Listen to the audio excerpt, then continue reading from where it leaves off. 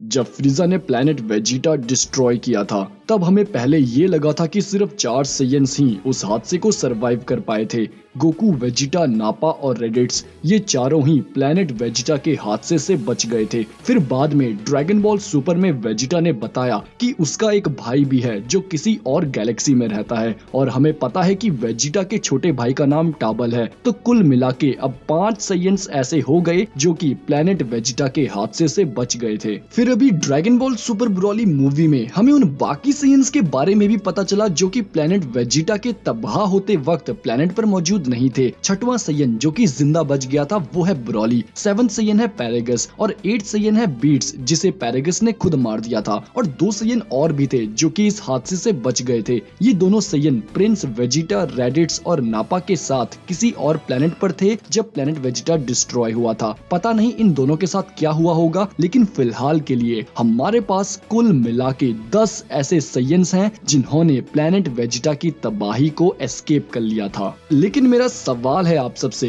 कि क्या हो अगर इन 10 के अलावा भी कुछ ऐसे सैयन्स हों जो कि बच गए हों? क्या पता प्रिंस वेजिटा की टीम की ही तरह कोई ऐसी और सैयन्स की टीम रही हो जो कि धमाके के वक्त प्लैनेट वेजिटा पर मौजूद ही ना रही हो। ब्रॉली मूवी में हमने देखा कि फ्रीजा ने बहुत चालाकी से पहले तो सभी सैयन्स को प्लैनेट वेजिटा में इकट्ठा होने का ऑर्डर दिया और फिर सबके एक साथ आते ही पूरे प्लैनेट वेजिटा को डिस्ट्रॉय कर दिया। लेकिन ऐसा भी तो हो सकता है ना भाइयों कि कुछ सैयन्स समय पर ना पहुंच पाए हों या फिर किसी और प्लैनेट पर किसी मिशन से गए हों या फिर उन्होंने फ्रीजा का ऑर्डर माना ही ना हो। बात कुछ भी हो, लेकिन मेरे ख्याल से भाइयों ऐसा होने के बहुत चांसेस हैं कि अभी भी कुछ सैयन्स ऐसे हों जो कि किसी और प्लैनेट पर या फिर किसी और गैलेक्सी में सरवाइव कर रहे हों, सेम उसी तरह जैसे पैरेगस और ब्रॉली कर रहे थे। और इस बात का प्रूफ है मेरे पास भाइयों कि गोकू, वेजिटा और ब्रॉली ही इकलौते सैयन्स नहीं हैं यूनिवर्स 7 में। कुछ ऐसे और भी सैयन्स हैं जिनके बारे में हम अभी नहीं जानते। तो याद करो वो वक्त जब विस लॉर्ड बीरस को सैयन्स के बारे में बता रहा था और विस ने कहा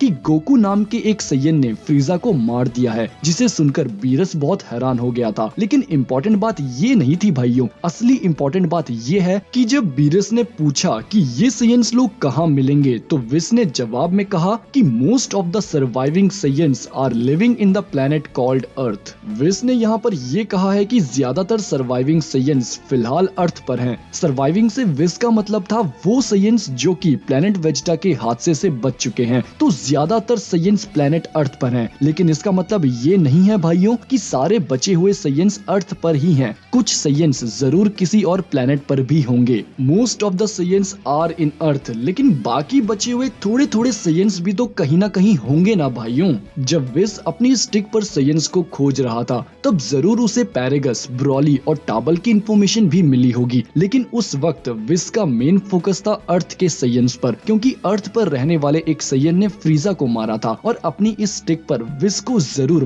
बाकी बचे हुए सैयन्स भी दिखे होंगे जो कि बेचारे धमाके से बचकर अलग अलग प्लैनेट्स पर सरवाइव कर रहे हों। कुछ सैयन्स क्या पता कभी अपने मिशन से लौट ही ना पाए हों, या फिर कुछ सैयन्स ऐसे हों जिन्हें फ्रीजा के इरादों के बारे में पता चल गया हो, जैसे कि बारडॉक को पता चला था और उन्होंने हमेशा के लिए प्लैनेट वेजिटा और फ्रीजा फोर्स को अलविदा कह दिया हो। आप जरूर बताना भाइयों कि क्या ऐसा हो सकता है कि अभी भी कुछ सैयन्स हों बाहर जो कि इंतजार कर रहे हैं सीरीज में अपनी एंट्री लेने का। नामुमकिन से एक सपने और ख्याल को ब्रॉली के रूप में मुमकिन कर दिया अकीरा टोरियामा ने। ब्रॉली बहुत फेमस नॉन कैनन कैरेक्टर हुआ करता था, लेकिन अब जो कि वो कैनन हो चुका है तो हम सबको एक आइडिया मिल गया है कि कुछ सैयन्स प्लैनेट वेजिटा के डिस्ट्रॉय होने से पहले वहां से चले गए थे। किसी ने सोचा भी नहीं था कि अपने घर से भागा हुआ सैयन इतने खतरनाक रूप में सामने आकर गोकू और वेजिटा को इतनी ज्यादा टक्कर दे देगा। मानो या ना मानो, लेकिन एक वक्त के लिए तो गोकू और वेजिटा को अपनी जान बचा के भागना पड़ा, क्योंकि ब्रॉली को वो हराना भी चाहते थे लेकिन बिना उसे जान से मारे।